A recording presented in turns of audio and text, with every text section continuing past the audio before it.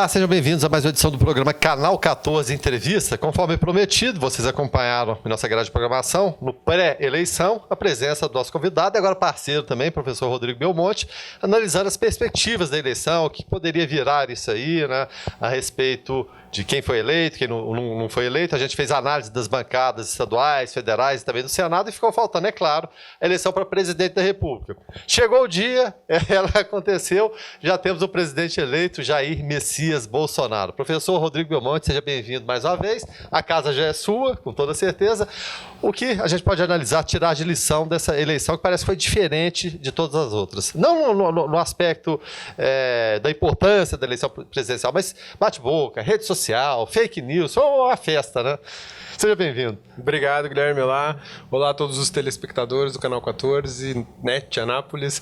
É uma eleição bacana, uma eleição diferente. A gente verificou que o domínio das mídias formais, né, as grandes emissoras de TV, eles perderam espaço para as mídias sociais, internet, Facebook, YouTube, o Instagram, o WhatsApp. Apanhar de todo mundo, né? O WhatsApp foi a ferramenta, foi a ferramenta mais usada, eu acredito, pelos candidatos todos, né? Tanto deputados, senadores e principalmente os presidenciáveis.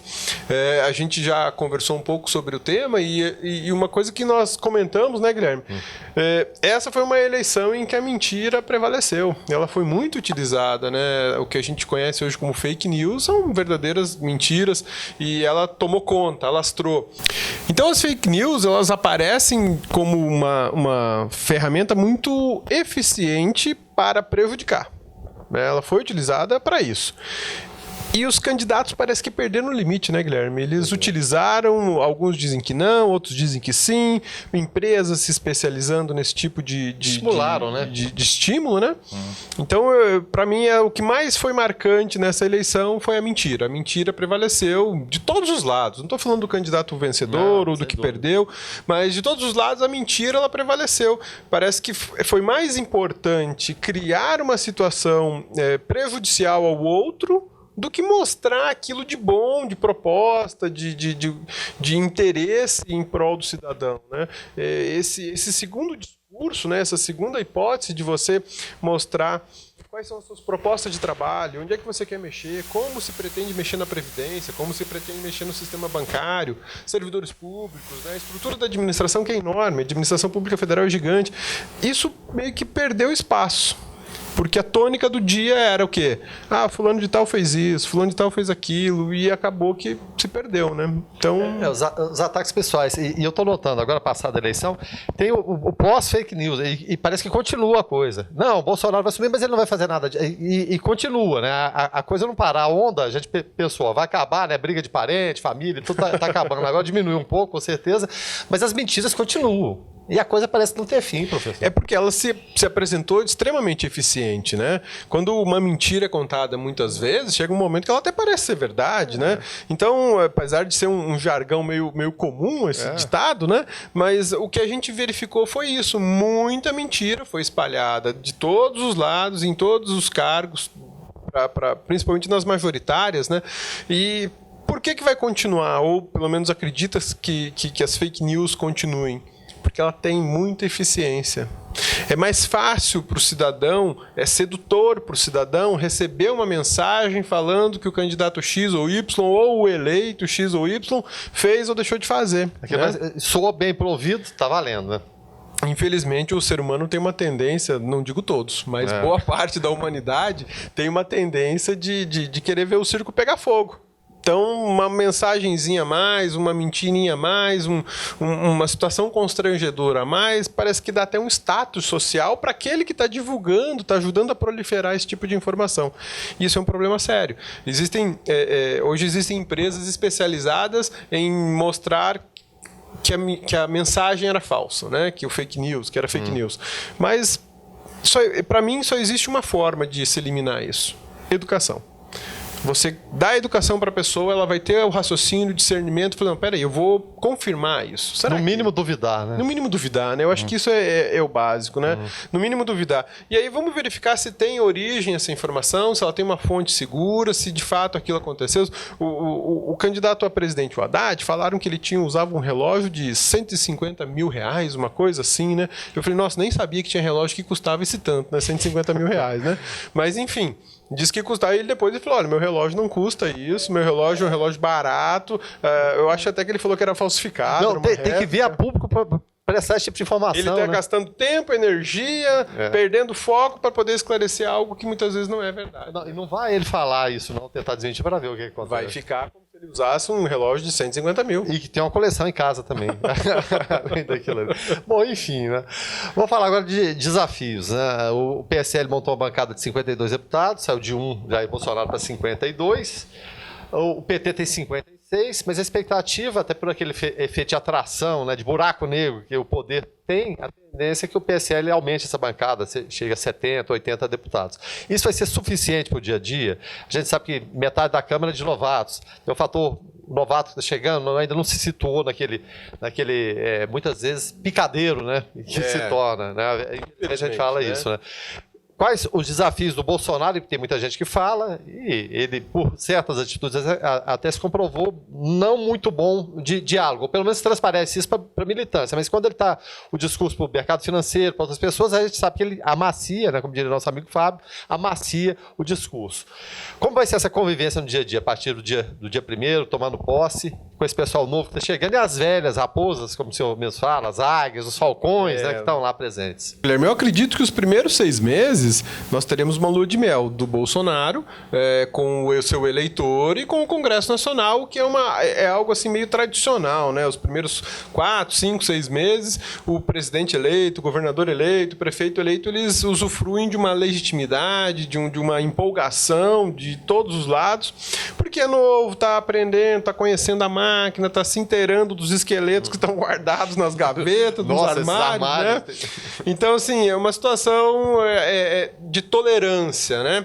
Mas passados 6 meses, eu acho que no caso do Bolsonaro vai ser um tempo até mais curto, eu acredito que entre 4 meses a 5, o negócio já vai começar a ficar complicado para ele, porque ele terá que apresentar um diálogo com o Congresso Nacional. E aí nós temos uma Câmara de Deputados altamente fatiada, são cerca de 30 partidos, né? A maior legenda é ainda a do PT, que será a oposição ferrenha a ele, não tenho dúvida nenhuma disso. Por enquanto ele tem 52 deputados, mas acredito que os partidos pequenos vão perder seus deputados, que vão migrar para o PSL, até para aproveitar a onda Bolsonaro, a onda de embarcar tá mais próximo do poder. E ele vai ter que tomar uma decisão de manter o discurso dele de campanha, de que ele não vai fazer negociatas, que ele vai quebrar o sistema vicioso que existe no Congresso Nacional, ou ele vai acabar se curvando para o Congresso Nacional, cedendo. Eu espero que ele ache um ponto de equilíbrio, que ele não fique nem como os governos passados, que multiplicaram ministérios para poder atender balcão, né? Muita gente, né? Que é essa que a gente chama de governo de coalizão, mas para mim mais parece um governo de balcão. E se ele também ficar num discurso muito duro, muito firme, não negocio, não aceito barganhar, não aceito fazer troca alguma, o que vai acontecer é que o Legislativo vai trancar qualquer gestão do Bolsonaro. O Brasil, segundo a Constituição da República, está sujeito a uma regra chamada regra da legalidade. A gente chama de princípio da legalidade. Toda administração pública ela está sujeita e obrigada a observar a lei. E quem produz a lei? O legislador. Então, o executivo, governador, presidente, prefeito, eles não podem fazer nada que não esteja autorizado por lei. Se o Congresso não autorizar, por exemplo, o Bolsonaro a alterar a Previdência do jeito que ele acha que é o mais interessante, que a sua equipe econômica acha que é o mais interessante, não será alterado. Não será. E eles, se a briga for tamanha, eles deixam a Previdência quebrar para botar a culpa no Bolsonaro. Isso é só um exemplo, né? Eu não estou dizendo que isso vai acontecer e nem quero que isso aconteça. De forma alguma.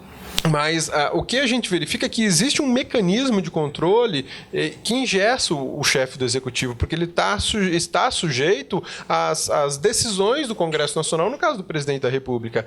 Então, ele tem um desafio enorme pela frente de conseguir dialogar, tem muita gente nova. E aí eu acredito que se ele conseguir chegar primeiro nesses novatos, antes dos próprios caciques do Congresso chegarem nos novatos, talvez ele consiga formar um bloco muito grande e tenha governabilidade, tenha maioria no Congresso Nacional. Mas se ele titubear, eu acredito que ele vai entrar num caminho sem volta e vai ser muito difícil o governo dele e para nós, cidadãos, vai ser difícil também. O primeiro desafio, talvez o maior deles, o mais importante, vai ser a questão da Previdência. O senhor acredita, pela experiência de tempo de Ministério Público, de vivência, de convivência política, que ele vai tentar colocar no primeiro momento exatamente a questão previdenciária? Eu acredito que a questão previdenciária ela já vai começar a ser agitada no final do governo do Temer, né, para poder, de alguma maneira, postergar para o primeiro semestre do mandato do Bolsonaro. O sistema de investimentos, digamos assim, que existe no Brasil, nós estamos falando de bancos, grandes investidores, indústrias, o empregador de forma geral, eles têm pressionado demais o Executivo Federal para que apresente uma reforma da Previdência em tempo curto, porque é fundamental. Existe um desequilíbrio das contas enorme, mas pela última proposta apresentada, a solução, que é inclusive de autoria do Henrique Meirelles, que foi candidato a presidente da República, era de aumentar o tempo de contribuição, em alguns setores aumentar a alíquota de contribuição, diminuir benefícios e assim dar uma vida um pouco maior para essa Previdência, dar uma saúde financeira um pouco melhor para a Previdência. Eu particularmente, não sou especialista em direito previdenciário, muito menos em previdência, mas discordo por uma razão muito simples.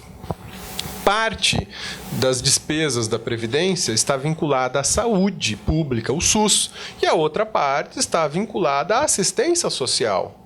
Então, da despesa da Previdência, seja ela do regime geral, que é o INSS, seja ela do regime próprio, que é do servidor público, parte daquela receita, da minha contribuição, da sua contribuição, da contribuição de todos os trabalhadores, inclusive da classe patronal que tem a obrigação de contribuir, parte desses valores é encaminhado por disposição constitucional, não é uma vontade de quem é do presidente do INSS, por exemplo, é uma regra prevista na Constituição que diz o seguinte: parte da receita previdenciária ela será direcionada para a saúde e outra parte para assistência social. O gasto de assistência social, eu fiz um estudo em 2016, quando eu abordei alguns aspectos da PEC do teto. O gasto de assistência social, ele chega a um valor próximo de todos os gastos com servidores públicos federais. É um valor muito alto.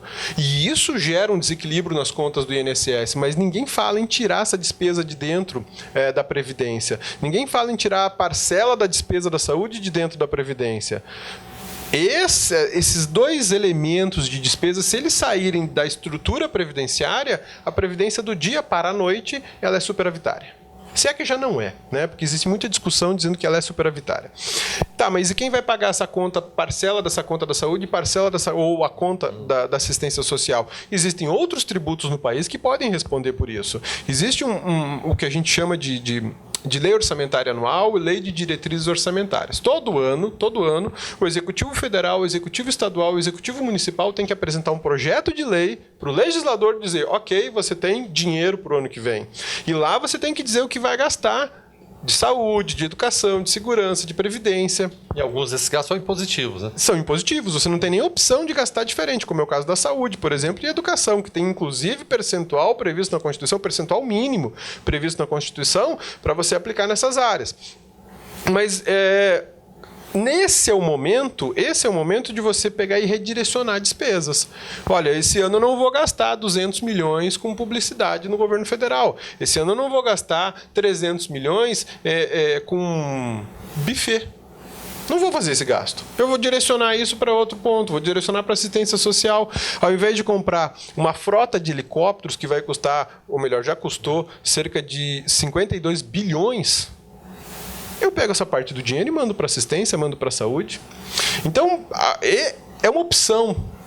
quer queira, quer não, é uma opção que o presidente da República tem de redirecionar gastos. É nesse momento que eu acredito que ele vai ter que ter muita habilidade para negociar com o legislativo. Ele falou, olha, eu não vou fazer a compra de trem, eu não vou fazer a compra de obras, eu não vou fazer compra sei lá, de armamento, eu vou agora redirecionar esses valores para a saúde, para a educação, para outros serviços mais essenciais do Estado, né?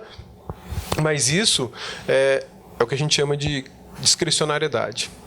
Para fazer essa movimentação, ele vai ter que ter bom senso, consciência e negociar. Bom, e falar em negociação, a questão dos servidores, o aumento dos servidores, que está previsto para o ano que vem. Previsto constitucionalmente. E aí, tem saída ainda? Eu acredito que não tem. A saída, para mim, para servidores públicos e também para a iniciativa privada, muita gente critica servidores públicos e eu não tiro a razão. Eu não tiro a razão porque o servidor público, parte dos servidores públicos tem uma remuneração muito acima daquilo que se encontra na média do mesmo serviço na iniciativa privada. Então, eu não tiro a razão das pessoas, né, de ter que pagar caro por um serviço, muitas vezes, que não funciona adequadamente. Mas o fato é que, tanto o trabalhador da iniciativa privada como o trabalhador do serviço público, porque o servidor público é um trabalhador, ambos têm uma garantia constitucional de database. Sim, database. Todo ano a remuneração tem que ser reposta. Ou por um simples índice inflacionário, que a gente chama de revisão geral anual, né? Da mesma forma que para o trabalhador na iniciativa privada, todo ano tem um reajuste, uma revisão do salário mínimo, para o servidor público também tem. Os dois têm o mesmo direito. Agora, custa muito caro. Para todo mundo. Quando eu reajusto o salário mínimo, isso tem um efeito cascata para todos os consumidores. E quando eu reajusto a remuneração do servidor público, isso também tem um efeito cascata porque vai impactar nas contas públicas. Então o Brasil tem que tomar uma decisão muito séria, mas muito séria. Teremos reajustes anuais? Porque só limitar o do servidor público não vai ser o suficiente. E a iniciativa privada também vai ter que passar pela mesma situação. Vamos limitar os reajustes? Parece simples, né? Mas não é. Não é, porque isso é de uma complexidade econômica imensa. Se eu não dou reajuste para duas categorias, ou para uma que seja, servidores públicos, vamos lá, não vai ter reajuste para servidor público. Você diminui o poder de compra do servidor público. Isso tem um impacto direto na economia. O servidor público vai passar a gastar menos. Se eu faço isso na iniciativa privada, todos os consumidores vão passar a gastar menos.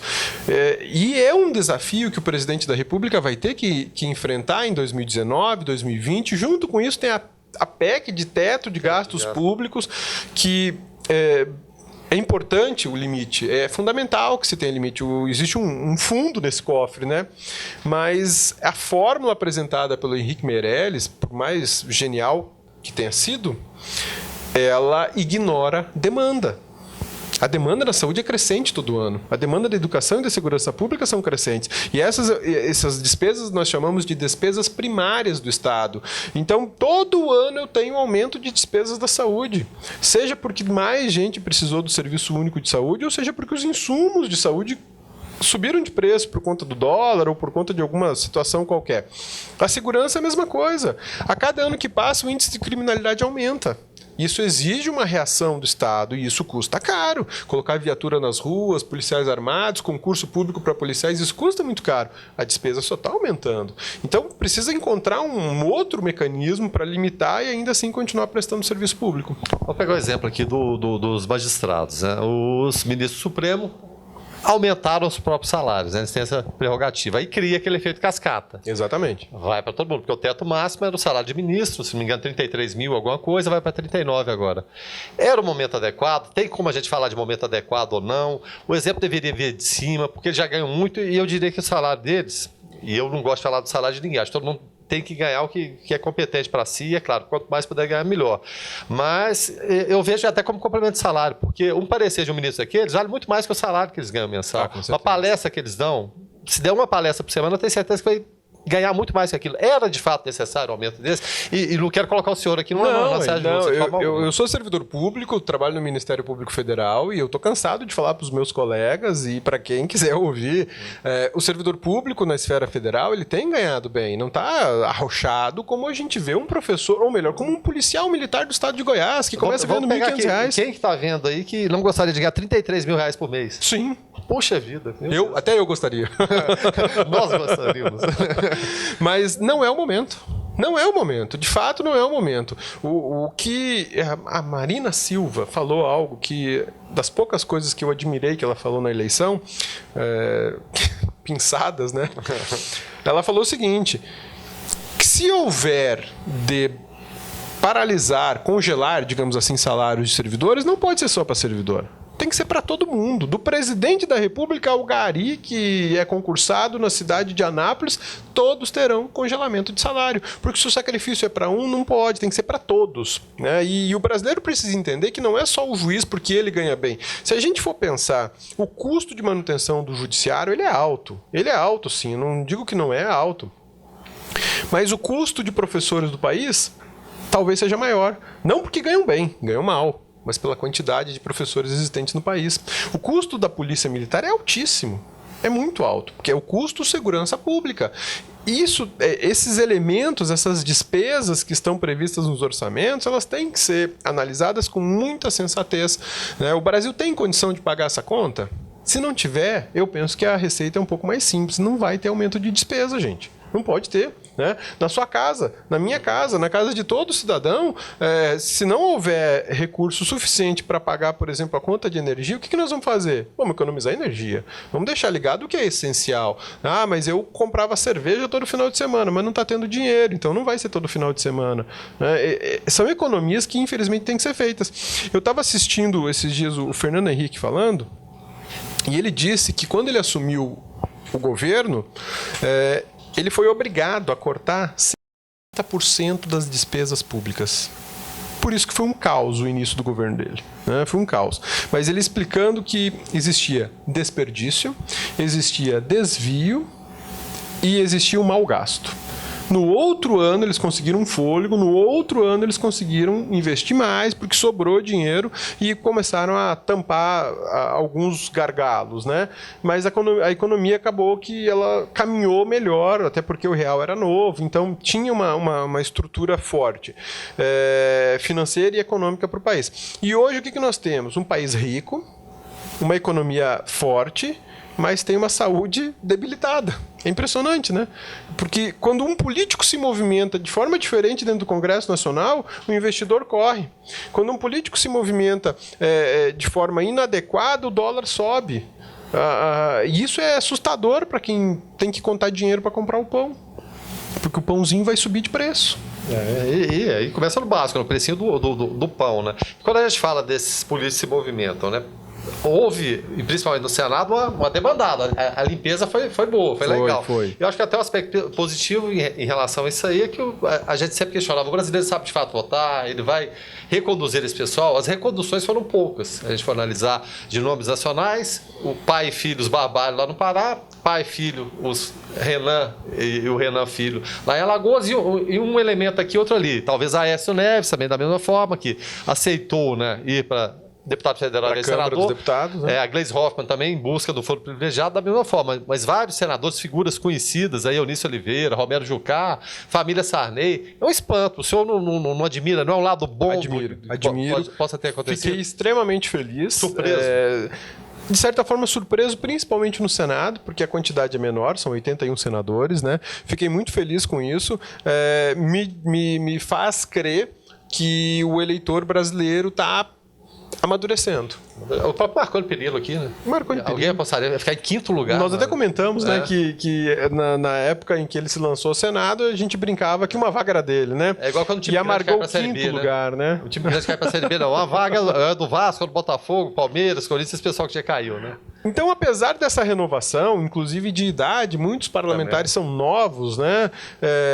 Novos de idade, 35, 40 anos, né? Diferente da última legislatura, que tinham parlamentares já acostumados com aquela rotina, já estavam no segundo, terceiro mandato, né? Então, aliado a isso tudo, eu vejo de forma positiva. Eu acho que o legislativo foi muito bom. E aí eu penso que o Bolsonaro, como ele foi eleito, ele tem que aproveitar essa oportunidade de chegar o mais rápido possível nesses novatos, digamos assim. Pode ser uma oportunidade única na história política recente do Brasil? Eu acredito que sim, Guilherme, porque se nós observarmos, vamos pensar de FHC para cá.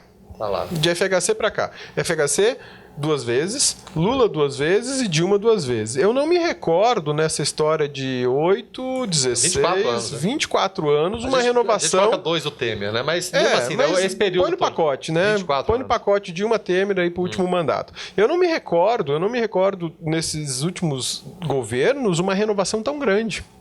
Não me recordo disso. Mesmo quando o Fernando Henrique assumiu, eu não me recordo de ter uma renovação tão grande do Senado e da Câmara dos Deputados.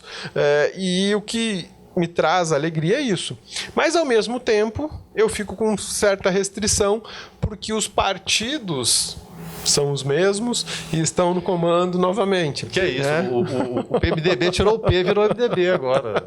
Verdade, né? Ficou mais impressionante. Sintetizou, né? Eles brincam, né, com a nossa inteligência. Mas se a gente for observar, ainda o comando das 2 casas federais, 2 casas legislativas federais, Senado e Câmara dos Deputados, está na mão do PT, está na mão do PSDB, está na mão do PSL, o PSL é novo, né? Mas o MDB, o PP, né? O PR... Mas o que a gente vê é agora, né? Vamos esperar aí mais uns 8 meses para saber que partido vai encolher, que partido vai crescer, porque muita movimentação vai acontecer. Porque vai acontecer essa questão também da eleição. O Renan tá louco lá no Senado, mas eu vejo que não tem como fazer esse caminho de volta. Rodrigo Maia já é o favorito a assumir a Câmara dos Deputados novamente. Exatamente. Essa eleição do dia 1º de fevereiro de 2019, ela vai ter muito a dizer, tanto para o presidente eleito como para nós. Porque dependendo de quem assumir a presidência do Senado e quem assumir a presidência da Câmara, a gente já vai saber se os vícios vão se perpetuar ou não. Como a renovação foi boa, uma sugestão era que os novatos não colocassem Rodrigo Maia na presidência da Câmara. Isso porque há aquela tradição também, o quem tem a maior bancada, né? E o Democrata está longe de ter a maior bancada. Pois é, mas essas tradições eu vejo que a eficiência delas para o cidadão, ela não tá assim, não é uma sintonia, né? Então vamos pensar naquilo que é melhor para o povo, melhor para o Estado. Uma coisa que me chamou a atenção ontem no discurso do Bolsonaro é que ele falou em unificação. Ele falou em assumir o Estado, né? Parece que ele vai vestir o uniforme de chefe de Estado e chefe de governo. Ele não é mais aquele capitão raivoso, pré-campanha, né? Parece que ele vai assumir essa função. Com toda sinceridade, eu oro para que ele realmente assuma essa posição de chefe de Estado. Que ele olhe para o Brasil, olhando para o Brasil como Estado e não como uma peça de carne a ser fatiada e colocar um carimbozinho para cada partido, né? E isso é importante para nós. E essa questão do chefe de Estado, às vezes passa até a margem, foi até bom o senhor falar disso aí, porque quem respeita o Temer hoje? Nada, não tem autoridade. Esposa dele. A Dilma também da mesma forma, né? Talvez o Lula ter sido o último, né, a ter respeito, mas a gente sabe que a fase final é sempre complicado. Então tá faltando esse investidor, de vestir o carro, colocar a faixa, eu sou presidente aqui e me respeitem. Né? E o que me chama assim para essa discussão, e eu defendo isso muito, Guilherme, é que quando nós tivemos a ascensão do PT à presidência da República, eu achei até legal. Confesso, votei nele. Foi meu último voto no PT. Acreditava, sinceramente, ingenuamente, que era uma forma diferente de fazer política e que o PT mudaria tudo isso. Não aconteceu. Infelizmente não aconteceu. Eles colocaram, na verdade, organizar uma bagunça que existia lá dentro a favor de interesses partidários diversos. E o que mais me deixa assustado é que, seja no município, seja no estado, seja na esfera federal, a gente ouve assim: o deputado fulano de tal me ajudou. O governador fulano de tal me ajudou. O partido do ministro da Saúde é que me ajudou. O presidente da República fulano de tal, o partido dele é que me ajudaram. Não. Quem ajuda o cidadão ou deve ajudar é o Estado brasileiro. A República Federativa do Brasil é que financia estudo, é ela que financia a saúde, é ela que financia a segurança pública. Se hoje existe lombada na frente da sua casa, não é porque o prefeito tem uma preferência pela rua da sua casa, é porque o município fez um estudo e entendeu que tecnicamente aquela lombada ali é necessária para resguardar a vida das pessoas. Mas eu vejo que ainda o cidadão e o eleitor pessoalizam isso. isso, né? E tornar isso pessoal é péssimo, porque eu não tenho que viver de favor do Estado. O Estado é que me deve. É o Estado que tem que me atender, porque eu pago essa conta. E quando eu me refiro ao Estado, estou referindo à estrutura e não a uma pessoa. Digamos que eu fale da administração pública do município. Não é que eu sou contra o prefeito ou os vereadores, é porque a administração pública do município falhou ali, né? Quando a gente fala da falha de energia elétrica que nós tivemos há pouco tempo aqui, não é porque eu gosto ou deixo de gostar da Enel ou dos dirigentes dela. Tem saudade da Celg. Não, de saudade da Celg, né? É porque um serviço público falhou. E esse serviço público custa caro para o cidadão. Então, nós temos que entender que não dá para pessoalizar. E parece... Quero crer que o Bolsonaro meio que assumiu um pouco disso no seu primeiro discurso. Ele trouxe uma carga muito pesada para ele? Trouxe. Sem dúvida nenhuma. Trouxe, muito pesado, Guilherme. Quebrar os sistemas já postos talvez seja o sucesso dele como presidente da República, se ele conseguir, ou seja, o fracasso dele e talvez ele não consiga nem terminar o mandato. Tá certo. Começamos com o professor Rodrigo Belmonte. Cenas dos próximos capítulos virão. É claro. Essa análise sempre vai ser necessária, ainda mais nesses primeiros momentos. Um gabinete de transição está se instalando lá em Brasília, mas é claro, a gente deseja, né? Para quem votou, quem não votou em Bolsonaro, quem votou no Haddad, quem não votou em ninguém, né? Sei lá, o país cria essa consciência que somos um todo. O barco aqui é um só. Não adianta. Se criar o furo, ele tá todo mundo junto, né? Então, acho que a perspectiva é essa, né, professor? E não adianta uma pessoa remar para um lado e outra remar para o outro, a gente não vai sair do lugar. A união, nesse momento, ela é fundamental. Nós vamos ter que pular o corguinho, como dizem, né? Deixar de ser PT, deixar de ser PSL, deixar de ser PSDB, deixar de ser MDB, enfim, a sigla que for, para ser República Federativa do Brasil. Porque se não for assim, a gente não vai adiante. Não com o sucesso, com o crescimento que nós esperamos fervorosamente desses próximos 4 anos, né? Tá certo. Esse foi mais um Canal 14 em entrevista. Vocês podem acompanhar, é claro, na nossa grade de programação e também no nosso canal do YouTube. Digitou lá Canal 14 da NET Anápolis, você vai encontrar uma série de entrevistas de toda a grade de programação. Mais uma vez, obrigado, professor. Obrigado, amigo, assinante do Canal 14 da NET. Eu é que agradeço, Guilherme, a oportunidade, a conversa é excelente e agradeço a todos aqueles que estão nos acompanhando no Canal 14 NET em Anápolis. Então é isso aí. Até logo mais.